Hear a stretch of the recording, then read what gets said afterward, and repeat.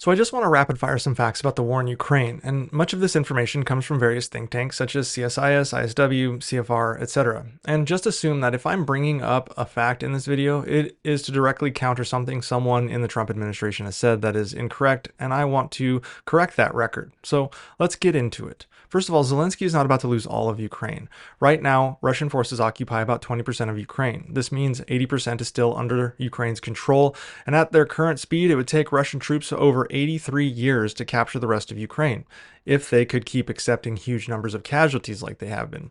Their advance has slowed a lot in the past 3 months. That's why I haven't really been making any map videos. There just isn't a lot going on from a movement perspective.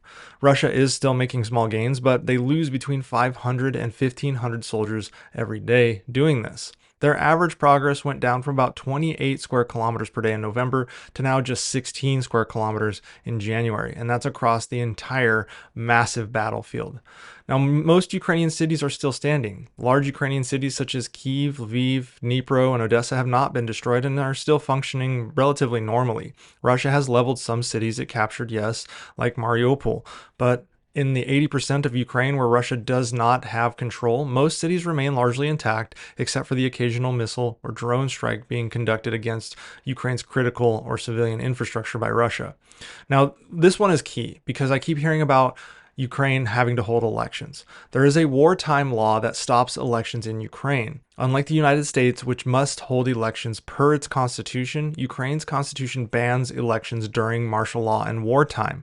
There is a reason for this. Ukraine recognized the reality that having Russia as a direct neighbor means it could cross the border relatively easily at any time. The Ukrainians didn't want Russia to come across under the banner of war and force elections to take place, so Ukraine wisely banned elections during wartime and martial law. So when Russia launched its illegal invasion, it triggered Ukraine's martial law rules. Because Russia keeps attacking, Ukraine cannot end martial law. Opposition politicians, including those that have run against Zelensky, agree that holding elections now would be illegal, unsafe, and immoral. Furthermore, Ukraine has not lost millions of people. No trusted source says millions of Ukrainians have been killed or wounded. On February 16, 2025, Zelensky himself said Russia had killed 46,000 Ukrainian soldiers and wounded over 390,000, bringing total casualties to somewhere around 450,000, which is a little over half of what Russia has sustained. U.S. officials estimate that Ukraine has had about 60 to 70,000 soldiers killed. The UN confirms that Russia has killed over 12,000 Ukrainian civilians, though. Additionally, Europe gives as much aid to Ukraine as the United States does. When we look at direct aid, both military and non-military, and do not count the cost of U.S. troops deployed in Eastern Europe, Europe has provided more total aid to Ukraine than the United States. And the reason I have to caveat this cost of troops deployed to Europe is that, for some reason, the Trump administration is now rolling it into the costs we are incurring and using it against Ukraine.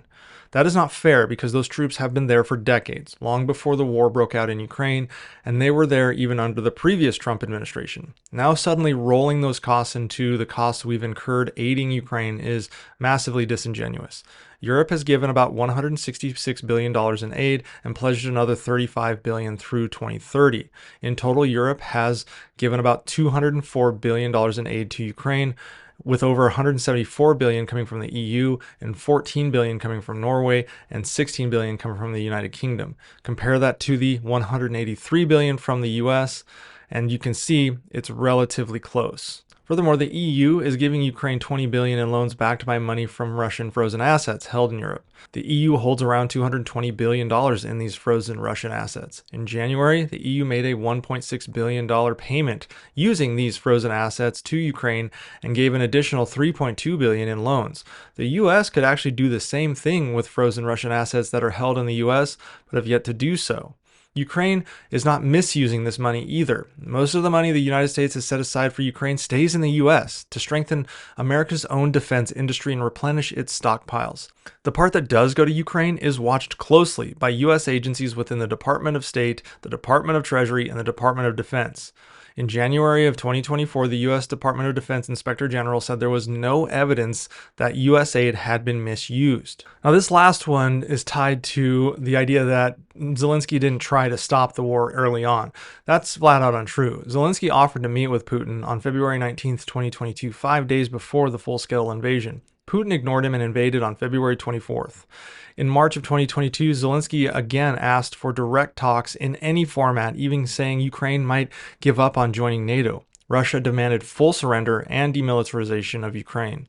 Zelensky also said Ukraine would discuss the status of occupied territories if the Ukrainian people approved it through a referendum.